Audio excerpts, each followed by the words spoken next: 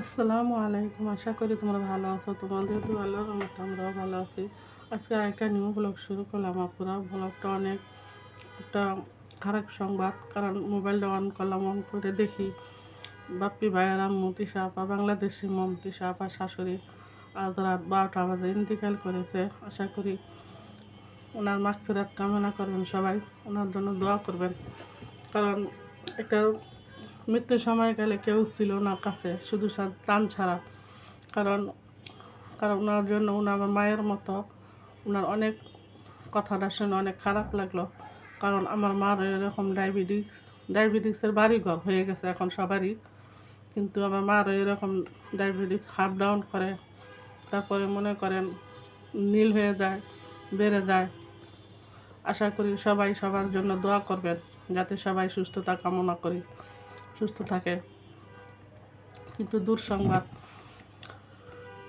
ওনার জন্য দোয়া করবেন। ইন্না লিল্লাহি ওয়া ইন্না ইলাইহি রাজিউন। আর মনে করেন তৃষা আপু তো মনে করেন থাকে পাবনা, মিম থাকে ঢাকা, তারপরে মনে করেন বাবার বাড়ি হচ্ছে শরীয়তপুর, পদ্মার চরের সাথে। কারণ এত দূর থেকে সবসময় তার আসা জানা, যে কোনো একটা কয়েকটা আইটেম নিয়ে ঘর থেকে বের হতে হয়। কারণ প্রথমে মিমের বাসায় গেছে, যাওয়ার পর ওইখান থেকে ওরা ডাক্তার দেখাইছে। তারপর শাহিন ভাইয়ের মেয়ে হয়েছে, ওর আকিতা দেওয়ার জন্য কয়েকদিন ধরে, কয়েকদিন ধরে মনে করো এই ওদের জন্যই অপেক্ষা। ওরা আসছে, এই কারণে মনে করো আকিতা দেওয়ার জন্য আসছে। আসার পরে তো মনে করো আগের দিনকে আসলো, পরের দিনকে রাত্রেই তো শোনে ওর মা মারা গেছে, আবার চলে গেল।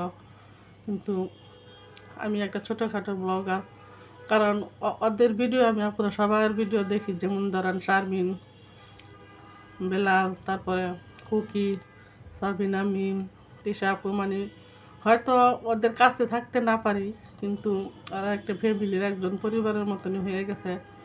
কিন্তু কাছে বেশি থাকলে হয়তো যাইতাম, যাওয়া হতো, কিন্তু যেতে পারলাম না। অনেক খারাপ লাগতেছে আমার মার মতো। সবাই দোয়া করবেন উনি যেন জান্নাতবাসী হয়। আমার মার জন্য দোয়া করবেন, আমার মা যাতে সুস্থ হয়, ভালো থাকে।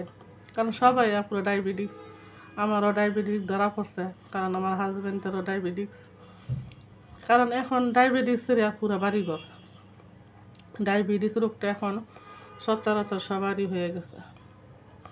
কারণ আজকে কথাগুলো বলার জন্য আসলাম, কারণ ঢাকা উত্তরা থেকে আমি বললাম ওনার জন্য দোয়া। নিশি আপু আসতে পারবে নাকি জানি না, কিন্তু বাপ্পি ভাইয়া তুমি মনটা শক্ত করো, যাতে তোমার মার জন্য দোয়া করবা। কারণ তোমার এইগুলা দেখে আমাদের অনেক ভালো লাগছে, কারণ মারে এত সম্মান করছো আর ভয় পাইছো। আজকালকার যুগে এরকম হয় না কোনো দিন।